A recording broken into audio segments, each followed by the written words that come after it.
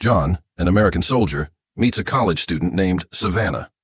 They experience several years of long-distance relationship and deeply love each other. However, Savannah ultimately becomes someone else's wife. So, what exactly happens? Staff Sergeant John Tyree, serving in the United States Army Special Forces, is on leave in Charleston, South Carolina. He meets Savannah Curtis, a college student building homes with a group of students. They become quick friends after John dives into deep ocean water in order to retrieve her fallen purse. John meets his neighbor Tim and Tim's autistic son Alan at Savannah's place. To express her gratitude to John, Savannah invites him to a bonfire party. They enjoy the moon together. By the campfire, John shows Savannah how to drill wood for fire, sparking admiration in her heart. Their previous relationship quickly transcends friendship. Savannah takes the initiative to invite John for a date in town. John tries to maintain composure, but accidentally stumbles due to the excitement within. Over the next 2 weeks, they go on several dates and eventually fall in love. Savannah also meets John's father, who is obsessed with his growing coin collection. However, John is a bit impatient with his father's obsession with coin collecting. Savannah notices this and tells him not to be too harsh on his father. John's dad is distant, has the same exact schedule and conversation every day, and is fairly only interested in his gigantic coin collection.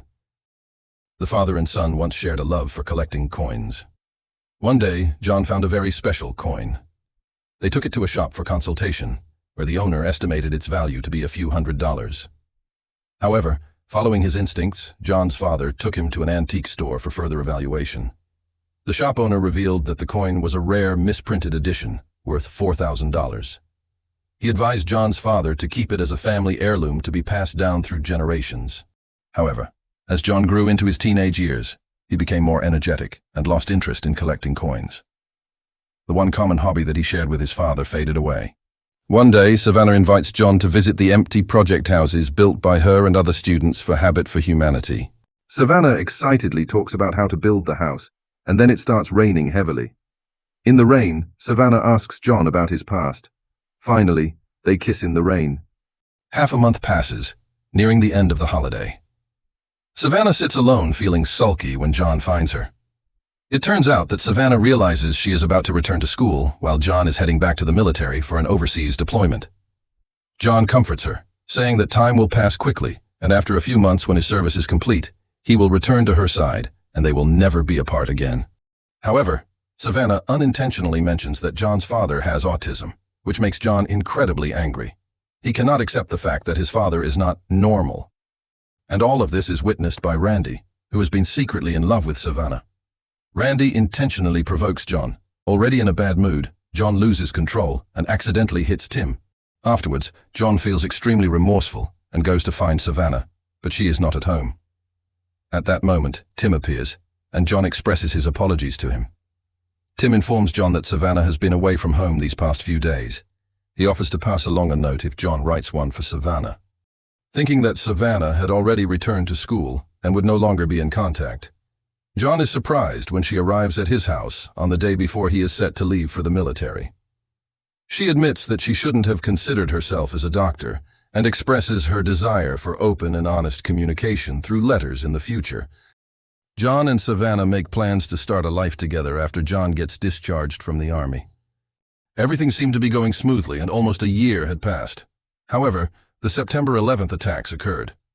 John's comrades choose to extend their service in the military, leaving him unsure of what to do. Taking advantage of a 2-day rest period, John returns to Charleston, even if he can only stay there for 18 hours.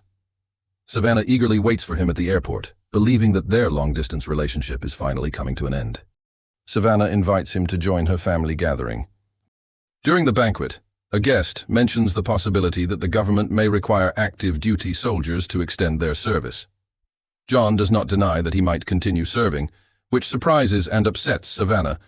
John confesses to Savannah that she is the most important person in his life, and that he wants to leave everything behind and be with her immediately. However, when he thinks about the collapsing buildings and the innocent lives lost, he becomes unsure and indecisive about how to make a choice.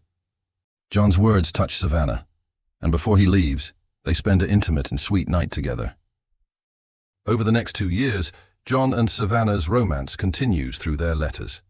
However, unexpectedly, Their correspondence eventually turns into a literal "Dear John" letter as Savannah breaks up with him. She explains that while she still loves him, she has developed feelings for someone else and is now engaged. In 2003, after being shot in Afghanistan, John is encouraged to return home, but he re-enlists for a second time. 4 more years pass, and John is informed that his father has had a stroke. Soon afterward, his father dies. With no one close by his side, he suddenly recalls the unfinished little house he and Savannah once planned to build together. He goes there and comes face to face with Savannah. However, things have changed, and she has already become someone else's wife. John sighs as he observes that the once empty house has been transformed into a stable, a reflection of Savannah's success. However, she confides that she had always dreamt of building a horseback riding camp for children, but was unable to fulfill it due to life's hardships. She had made attempts, but ultimately they ended in failure. At her home, John looks at her wedding photo and is shocked to discover that her husband is Tim. Savannah tells him that Tim has been diagnosed with stage IV cancer. In the hospital, John sees Tim sitting in a wheelchair. Tim expresses his apologies for everything that has happened in the past and tells John that Savannah has always loved him. He mentions that the way she looks at John is the gaze that he himself has never received. He expressed his hope that John would marry Savannah after his passing. Savannah tells John about Tim's condition and how she has spent a significant amount of money but still cannot afford Tim's medical expenses when she and John leave the hospital. After not seeing each other for many years, Savannah asks John to stay and have dinner with her. John's heart weighs heavily. As they start drinking wine together, he begins to question why she broke up with him all those years ago. John questions why she was unwilling to even make a phone call to him back then. She explains that she couldn't because hearing his voice would make her reconsider her decision. At that time, Tim was sick, and he needed someone to take care of his son, Alan. She needed John desperately, but she was alone and didn't know what to do. So, she got married to Tim. John feels remorseful for having to leave Savannah years ago. They sit together, looking at the letters he had written that Savannah had kept all this time, reminiscing about their past. With Tim's cancer now beyond treatment, Savannah's love for John has remained. She expresses her desire to start over with him. However, John is unable to let go of the betrayal he feels and chooses to leave. Before returning to the military, he sells off almost all of his father's coin collection and anonymously donates the proceeds to Savannah. He keeps only the coin that his father couldn't bear to sell to the antique dealer years ago. Savannah writes a letter to John, updating him on her current situation. Savannah tells him that they received an anonymous donation, though Tim dies from his illness, but the donation enables Tim to go back home to spend his final days with his family. She tells him that she has always remembered the 2 weeks they spent together in Charleston, and that she has never regretted their past love. However, she admits that she no longer has the right to say she loves him. Several months later, John, now a civilian, finally returns home. One day, as he parks his car in town, he sees Savannah at a coffee shop. They reunite and embrace each other.